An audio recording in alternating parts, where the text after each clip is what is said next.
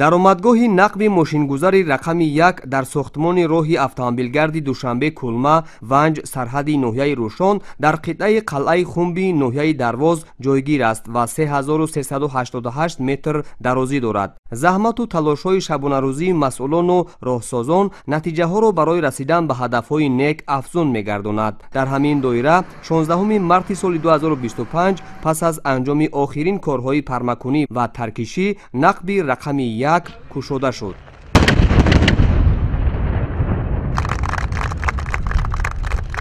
ин барои нақбканон хоса масъулону роҳсозони маркази татбиқи лоиҳаи таҷдиди роҳи автомобилгарди душанбе чаноқ рӯзи фараҳу шодӣ ва хотирмон буд, зеро ин қисмати асосии иншоот бо ҷалби мутахассисони дохиливу хориҷӣ дар муҳлати муайяншуда ва сифати баланд ба анҷом расонида шудааст, ки барои пешрафти фаъолияти минбаъдаи коргарон мусоидат мекунад.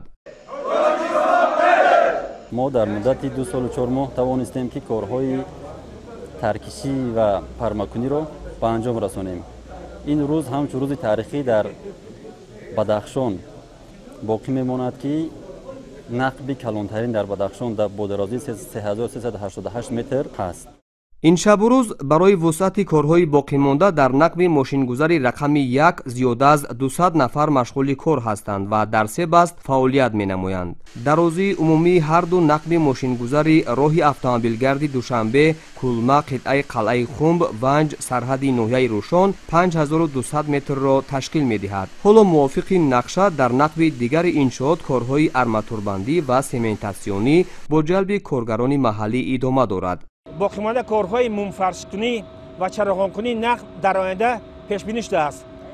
нақбканони тоҷик бо қувваи рустамона ва азми иродаи мустаҳкам тамоми қувваи худро ба харҷ доданд, ки нақби мазкурро дар вақти муайяншуда бо сари баланд супоранд.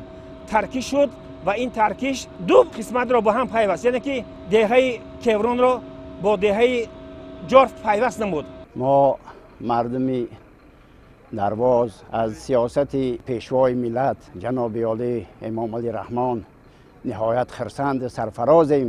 нақби якуми роҳ пурра корҳои сохтмонаш ба итмом расид ва ба наздикӣ ки роҳ наздиктар кушода мешавад ва як сабукӣ як кори мушкилоти мардум осонтар мешавад. дар асоси дастуру супоришҳои президенти ҷумҳурии Тоҷикистон пешвои миллат муҳтарам Имом Алӣ Раҳмон роҳи мошингарди душанбе кулма қитъаи қалъаи хумб ванҷ сарҳади ноҳияи рӯшон мувофиқи нақшаи пешбинишуда бо сатҳу сифати баланд ва риояи меъёрҳои роҳсозӣ бунёд гардида дар рӯзҳои таҷлили ҷашни 35-солагии истиқлолияти давлатии ҷумҳурии Тоҷикистон мавриди истифода қарор дода мешавад.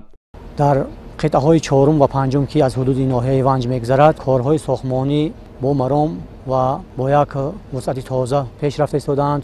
рӯи таъмирро солҳои зиёд надида буд. рафтуомади мардуми вилояти мухтори кӯҳистои Бадахшон ба пойтахт бисёр мушкил буд. ҳатто аз як шабонарӯз зиёдтар 2-3 шабонарӯз ҳаракат менамуданд ва роҳҳо бисёр вақт маҳкам ва душворгузар буданд. бо таҷдид ва аз навсозӣ шудани роҳи мазкур ҳаракати мунтазими воситаҳои нақлиёт ва ҳаракати бехатари онҳо пурра таъмин гардида равои шаҳрвандон осон мегардад. фармоишгари ин тарҳ вазорати нақлиёти ҷумҳурии Тоҷикистон ва ҳамоҳангсози он маркази татбиқи лоиҳаи таҷдиди роҳи автомобилгарди душанбе чаноқ буда ҳоло корҳои сохтмонӣ бо ҷалби 225 техника ва наздики 900 нафар коргарону мутахассисони маҳаллию хориҷӣ дар 20 нуқта идома дорад.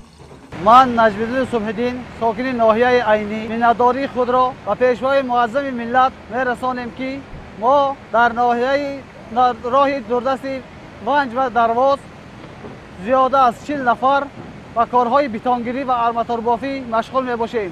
барои ободони ватан саҳми худро мегузорем. корҳои сохтмонӣ дар иншоот аз километри 371 деҳаи чорбоғи ноҳияи дарвоз то сарҳади ноҳияи рӯшони вилояти мухтори кӯҳистони Бадахшон идома ёфта дар умум дарозии роҳ 109 километрро ташкил медиҳад. бо бунёди ду нақб 15 пули мошингузар ва анҷоми дигар тадбирҳо масофаи роҳ ба 93 километри лоиҳавӣ баробар гардида дар натиҷа 16 километр роҳ кӯтоҳ мешавад. мутобиқи лоиҳа дар қитъаҳои чорум ва панҷум сохтмони 5 адад пулҳои мошингузар ба нақша гирифта шудааст.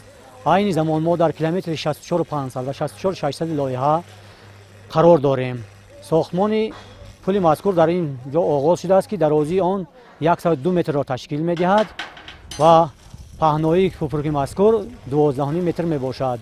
роҳи мазкур душворгузар буда аз байни қаторкӯҳҳои дарвоз мегузарад. аз рӯи маълумоти масъулон то ин муддат мунфаршкунии қабати поёнии роҳ дар ноҳияи дарвоз бо дарозии 31 километр ва дар ноҳияи ванҷ 19,5 километр ба сомон расонида шудааст.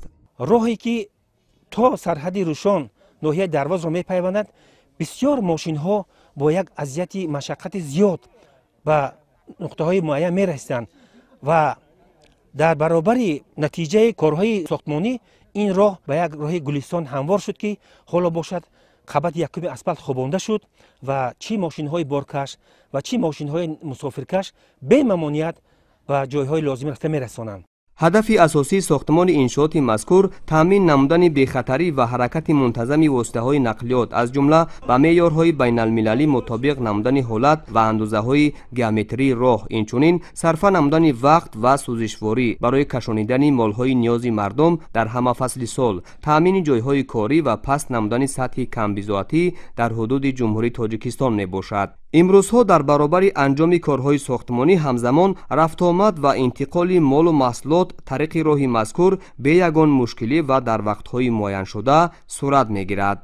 ман сокини ноҳияи Восиқ Холу Сайҷон айни ҳол дар шоҳроҳи Ванҷ Рӯшон кор ва фаъолият карда истодаем ва дар ҷои кор ҳама шароитҳо муҳайё ҳаст. мо бо ҷои хоб, маоши хуб таъмин ҳастем.